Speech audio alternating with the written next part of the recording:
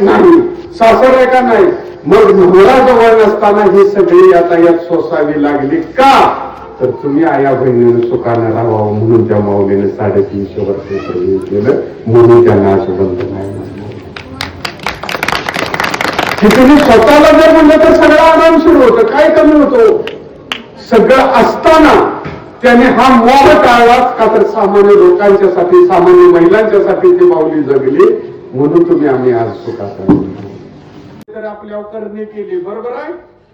आज चांगला विचार घेतला राहुल, तर आई जिजाऊंचा विषय घेतला आणि तुमच्या जीवनामध्ये काहीतरी प्रबोधन, समाज प्रबोधन होण्याची ही संधी आहे माय माऊलीनो.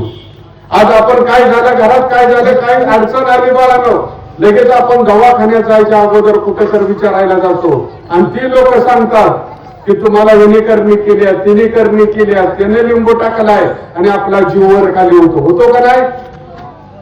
मग यातून आपला प्रपंच होणार आहे का? अजिबात होणार नाही.